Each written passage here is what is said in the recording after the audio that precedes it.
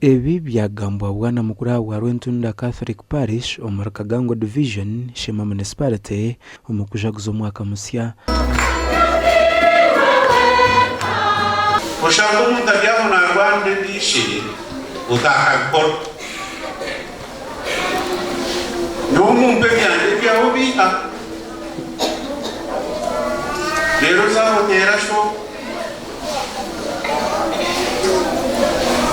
zawotera abazire bawe bitubabwire byawe n'izuba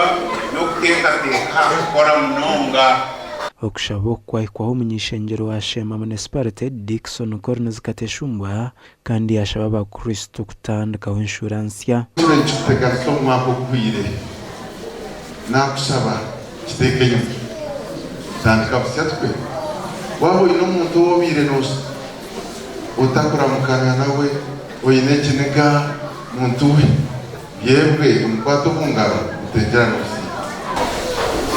ebintu bingi ebyeshamini byenda kuturya n'ikirungi ahizoba mbere okutakiranye n'itwe Bikira Mariya tukamugambira ebyaitu aha Rwabutura Kidikonare saba dikoni yashaba abakristayo okwega kusima Ruhanga ngo hakuba habihire ntare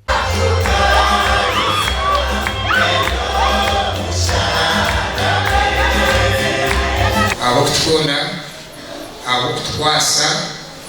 abo kukora byona kureka mu Rwanda rwayisaba umuceka kintu wene nimbeleza mwaka mwonyi bakusayo mwe nimbeleza msingi wa Kristo kubebera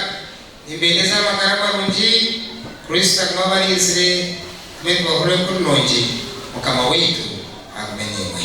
ureko umuntu yitaka kumukazi we uramo umuntu arugire umanyoha hatwabikira MP rero na nasubije yora hegera ki kugira ngo hono kutusaba agamakanisa tumbikire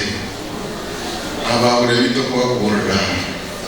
bantu mureke tugire ubusanzwe magagito twashuma twazo muri Kihunda omukanisa ya Rwento Church of Uganda aho omunyishengero Dickson Corners Kateshumbwa yashaba abakristayo okwetantara enduru n'emivuye y'omumaka ekipe kikire munonga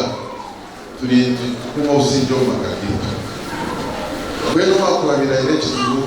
n'omwanguwe n'omukyala we erizoba ugire kwato mwaka tutandikira tutandikeje aho kuba ukatureba bashaka kugucucu bayitanga ubiyo nangwa bakatugambira n'akashosho k'ikanisa nange muye n'umongero naye mwenda kubiho ukunda kiranga terekana ki nawe ntacyo bakora gasha kwa Mike twakire